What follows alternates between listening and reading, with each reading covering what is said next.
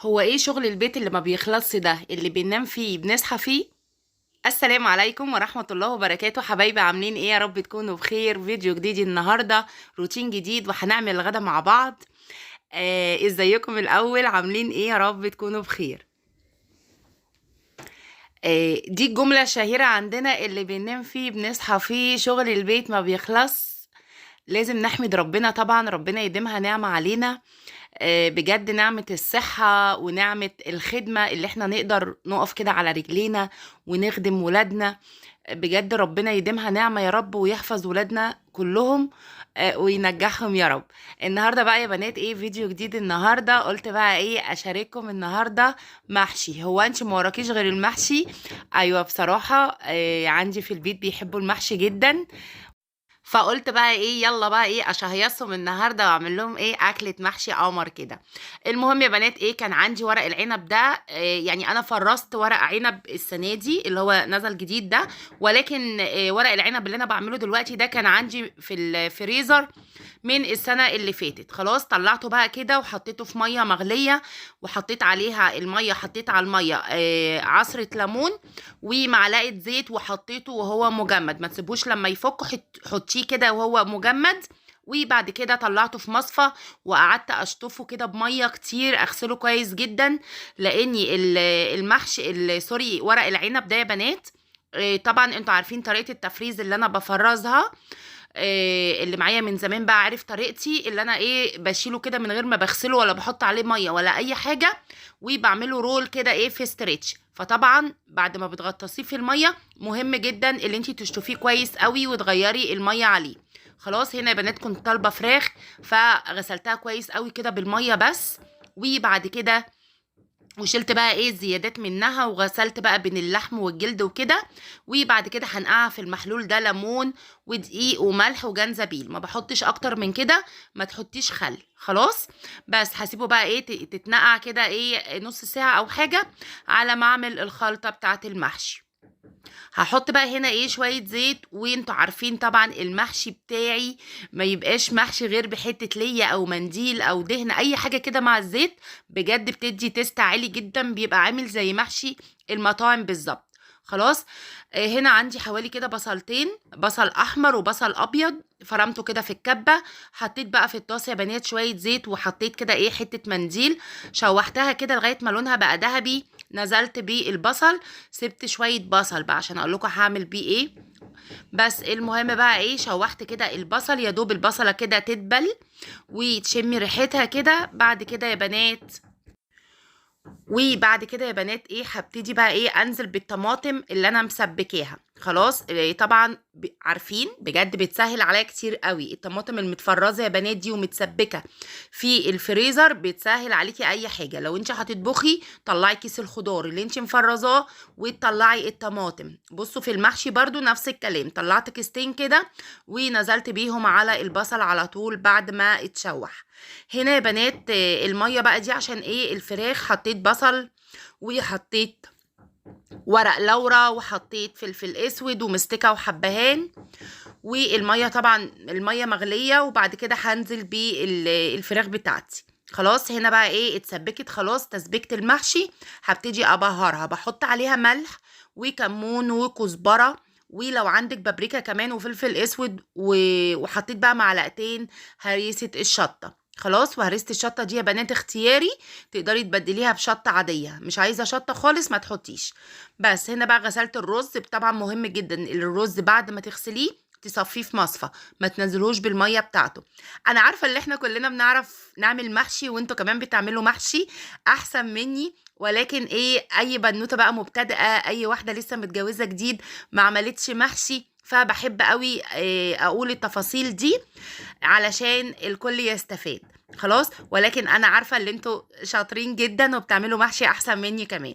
المهم بقى يا بنات حطيت هنا ايه شويه فلفل اسود وظبطت الملح بتاعي، وهسيب الفراخ كده ايه تستوي. طبعا شلت الريم من عليها. قبل ما احط الفلفل الاسود.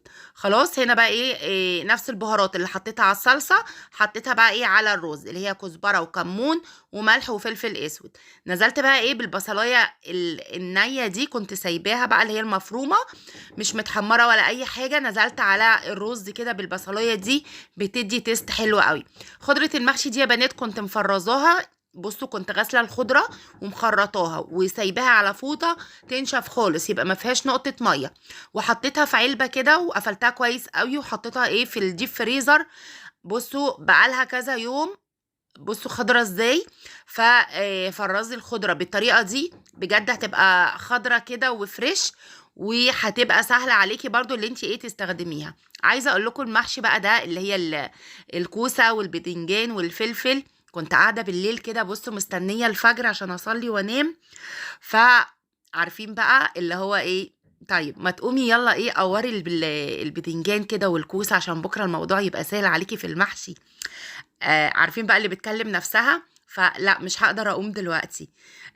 خلاص خليني بكره وخلاص. لا بس انا لو قمت دلوقتي الموضوع هيبقى سهل بكره.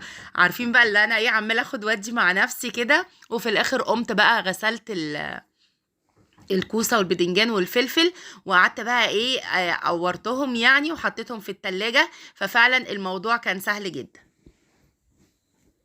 انتوا عارفين اصلا ان انا بحب اعمل المحشي ده قبلها بيوم، ولكن اليوم ده بقى ايه ما كانش ينفع يعني غير اني نضفت الخضار بس. المهم بقى يا بنات خلطة المحشي بتبقى حلوة قوي بالنعناع. تمام، ممكن بقى تخرطي نعناع على مع الخضرة، او تحطي شوية نعناع ناشف كده ايه على الوش. فانا حطيت شوية نعناع ناشف، وبعد كده ابتديت احشي الكوسه والبدنجان والفلفل. الحله بقى دي هحط فيها كله. طبعا حطيت في القاع بتاع الحله القلب بتاع الكوسه، فوانتي بتقوري الكوسه ما ترميش القلب بتاعها. حطيته كده في الحله ورشيت عليه شويه ملح وفلفل، وابتديت ارص المحشي بتاعي. خلاص هنا بقى يا بنات ورق العنب خلاص بعد ما غليته في الميه وغسلته كويس قوي كده بالميه من الحنفيه بقى زي الفل معايا. هبتدي الفه. بصوا لفيت كام ورقه كده وايه لقيت نفسي مش قادره اقف، فقلت لا، رحت فرشه بقى في الارض وكملت اللف بتاع ورق العنب. بس فهي المشكله بالنسبه لي اللي انا يعني حرفيا ما بعرفش اشتغل وانا قاعده بجد. ولكن بيجي عليا وقت بقى لا خلاص انا مش قادره اشتغل وانا واقفه، والموضوع هيطول معايا اللي انا اقعد الف ورق العنب ده كله. فقلت يلا بقى ايه، قعدت في الارض كده لفيت الحله دي كلها. بعد ما خلصتها يا بنات رصيتها بقى كده في الحله. وطبعا القاع بتاع الحله قبل ما ترصي ورق العنب حطيت طماطم طرنشات وبصل، وحطيت برضو شويه فلفل اسود كده وملح، ورصيت ورق العنب وخرطت على الوش كده ايه ليمون. هنا بقى خلاص هسوي الكوسه بتاعتي المحشي. الشوربه لازم تبقى سخنه. الكوسه ما بتاخدش والبدنجان وكده ما بياخدوش شوربه كتير. ورق العنب برضو هما كوبايتين تقريبا. بصوا الصف الاخير ده ما تغطوهوش، يا دوب كده ايه الشوربه تبقى باينه خلاص عشان ما يعجنش معاكي والتسويه بتاعتك تبقى مظبوطه. هسيبهم بقى على النار كده ويغلوا كده غلوتين، وهبتدي اوطي عليهم ايه يستووا كده ايه على مهلهم بقى. هنا بقى ايه سلطه الزبادي يا بنات عشان ورق العنب عملتها معاكم قبل كده، سهله خالص ما فيهاش اي افتكاسات. حطيت كده 2 زبادي وربيتهم كويس قوي كده بالمضرب السلك، وكنت بشره بقى خياره. تقدري تعصريها من الميه بتاعتها، تقدري تحطيها كلها، انا بحطها بحالها كده. حطيت فصين توم كده مفرومين، هحط ملح، هحط شطه، هحط رشه فلفل اسود كده ايه بسيطه خالص. وبعد كده يا بنات هنزل بالخياره اللي انا ايه بشرتها كده من المبشره. بس معلقه زيت ومعلقه خل، هي دي ايه سلطه الزبادي. سهله وبسيطه ما فيهاش اي حاجه. لو انت حابه تضيفي عليها مايونيز تقدري تحطي، ولكن انا ما عنديش. بس ولكن كده ايه طعمها كان حلو جدا. والمفروض احط رشه نعناع كمان، ولكن نسيت. هرجع في اخر الفيديو كده هتشوفوني وانا بحط عليها رشه نعناع ناشف. خلاص هنا بقى بصوا سامعين بقى صوت البقبقه.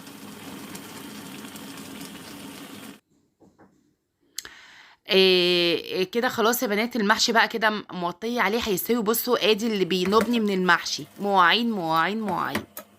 والله العظيم عشان ناكله اكله محشي لازم يطلع لي ايه صف مواعين قد كده. يلا مش مشكله بقى ايه، هنقف نتسلى كده مع بعض وهنغسل بقى ايه المواعين دي كده ايه على طول. خلاص. إيه مهم جدا طبعا اللي انت ما تكوميش المواعين عليكي، اول باول كده ايه اغسلي. دي المواعين اللي طلعت من المحشي. إيه طبعا انا بادئه في المحشي والحوض ما فيهوش معلقه، فمهم جدا برضو زي ما احنا متعودين قبل ما تبدأي في الغدا بتاعك الحوض عندك يبقى فاضي. خلاص، علشان وانتي بتطبخي هيطلع منك مواعين كده، وبعد الغدا كمان هتطلع مواعين تانية، فكده الموضوع هيبقى اوفر قوي. فالافضل ان انتي تغسلي كده ايه اول باول. خلاص. فقلت بقى ايه على ما المحشي يستوي هغسل المواعين دي علشان ما تكومش عليا بعد الغدا. هو انا نسيت اقول لك بقى اللي انت تحطي لايك للفيديو واكتبي لي كومنت حلو. عايزه اقول لكم الفيديو اللي فات مش حلو خالص وانتوا بتنسوا تحطوا لايكات، فالفيديو مش بيتشاف، فبجد حرام تعبي كده يروح على الفاضي. بجد يعني لو تكرمتي حطي لايك واكتبي لي كومنت كده واعملوا شير يا بنات، وخلي اصحابكم يشتركوا في القناه. ولو مش بيجيلك اشعار بان الفيديو نزل الغي الاشتراك وارجعي اشتركي تاني. كتير قوي يا بنات يعني مش بيجي لهم اشعار، ما بيعرفوش ان الفيديو نزل، فاعملي كده الغي الاشتراك وارجعي اشتركي تاني. بجد الفيديو اللي فات ما لهوش تفاعل خالص، وكده بجد تعبي بيروح على الفاضي. بس يا بنات المهم بقى ايه الحمد لله كده غسلت المواعين، وهبتدي بقى ايه اغسل الرخامه كده والحوض. وعايزه اقول لكم ايه كوم مواعين قد كده والله العظيم. ما كانش ينفع طبعا ان المواعين دي تتحط في غساله الاطباق لان كلها بلاستيكات وطاسه ومش عارفه ايه وحاجات كده كبيره، فما بحبش احط الحاجات دي فيها. انا بحب ايه الاطباق بس، هي اسمها غساله اطباق، يعني بحب احط الاطباق المعالق الشوك الكلام ده والكوبايات طبعا. ما بحبش احط الحلل والبلاستيكات والكلام الحاجات دي يعني. انا اصلا يا بنات جربت قبل كده ان انا اغسل طقم اللي هو الجرانيت بتسود. الحاجه بتسود كده بتغمق. تمام. فنصيحه يعني لو عندك غساله اطباق بلاش تحطي فيها حلل. كده عندي الحوض خلاص بقى يا بنات بقى زي الفل اهو، والحنفيه بقى وكل حاجه ايه كده تمام. خلاص اهو رجعت بقى لسلطه الزبادي، حطيت عليها رشه نعناع ناشف علشان كنت نسيت. خلاص اهي كده خلاص بقت جاهزة عندي. وزي ما انتوا شايفين كده طبعا مش هقعد بقى استنى المحشي لما يستوى، لا انا هسيبه بقى يستوي كده مع نفسه. وهلف لفتي في المطبخ. جيت بقى على الكونتر ده كان محتاج ان هو يتغسل، لونه كده ما كانش عاجبني، كنت على طول بقى ايه بقى لي فترة كده عمالة المعه بقى بالبخاخ بتاعي ده بيبقى نظيف، ولكن لا بيجي عليه وقت كده عايزة بقى ايه اغسله كده بالمية والصابون واحط برضه عليه شوية خل، بتفرق معايا جدا. او حطيت شوية خل كده وهبتدي بقى اغسلها، اغسل الرخام كده عندي. بيبقى بقى ايه بيتنضف وبيتعقم كمان، بيبقى يعني تنظيف وتعقيم. خلاص عشان شوية الخل اللي انا حطيتهم. بصوا المية دي ببقى حاطة فيها ليمونة كده فتحاها علشان برضو بيبقى تعقيم، وفي نفس الوقت عشان ايديكي صابون الصابون السائل ده ايا كان نوعه يعني لو غالي او رخيص بيبوظ الايد، فانتي حاولي تحافظي على ايديكي طبعا.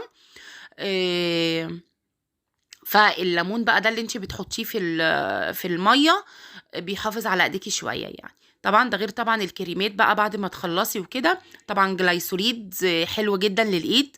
بصوا سبت بقى الروتين بتاع الطبخ والمطبخ وهدخل بقى في الايد والكريمات والكلام ده. لا بس انا ان شاء الله كده هعمل لكم فيديو قريب هقول لكم بقى المنتجات بتاعتي القمر اللي انا بحبها جدا وبستخدمها، اللي هي للعنايه بقى بكل حاجه. تمام. الكريمات بقى وكل حاجه كل حاجه ان شاء الله كده هجمع حاجتي مقتنياتي كلها وهعمل معاكم فيديو كده ان شاء الله هيعجبكم. ما احنا مش كل حياتنا بقى هتبقى في المطبخ يعني، في اهتمامات تانية، ولكن ان شاء الله كده ايه هبقى اقول لكم عليها. بس يا بنات المهم الحمد لله خلصت كده المطبخ عندي بقى زي الفل. تعالوا بقى ايه نحمر الفراخ. تمام. بس اليوم ده بقى ايه عايزه اقول لكم ابني جاي من بره شامم المحشي من الشارع، بيقول لي ماما بصي ريحه المحشي بتاعك جايبه لاخر الشارع. جاي من باب الشقة. انا ما كنتش اصلا يعني، بصوا كنت هصور معاكم ايه، كنت لغاية التحمير كده وخلاص الفيديو كان هيقف. ما كنتش هكمل لاني انا ما كنتش جعانه وما كانش في حد في البيت اصلا يعني، فما كنتش هغرف بقى الاكل وكلام من ده. كنت هوريكم بقى كده خلاص انا حمرت الفراخ والمحشي اهو استوى وكده خلاص تمام. المهم لقيت ابني بقى جاي من بره، ايه ريحه المحشي ده، اغرفي لي بسرعه. بس فرحت مكمله بقى الفيديو معاكم ورحت عامله له بقى طبق كده هتشوفوه دلوقتي. فالمحشي ده يا بنات بالطريقه دي حلوه جدا. وطبعا هو ليه كذا طريقة، انا ساعات بعمله ني في ني، ساعات بعمله التسبيكة دي، فزي ما انت عايزة الحالتين زي الفل. بجد بيبقى طعمه حلو قوي. المهم بقى ايه، حمرت كده الفراخ في سمنة وزيت، حطيت كده معلقة سمنة على شوية زيت، وابتديت احمر كده ايه الفراخ. اول ما حمرتها يا بنات هبتدي ارش عليها كده ايه شوية ملح وفلفل وهي سخنة. بتدي برضو ايه طعم حلو قوي. اول ما تطلعيها وهي سخنه كده حطي عليها شويه ملح وفلفل. هو انا عماله اقلب فيها كتير كده ليه؟ ما يلا بقى طلعي، يلا خلصي، يلا اهو بصوا سمعت الكلام.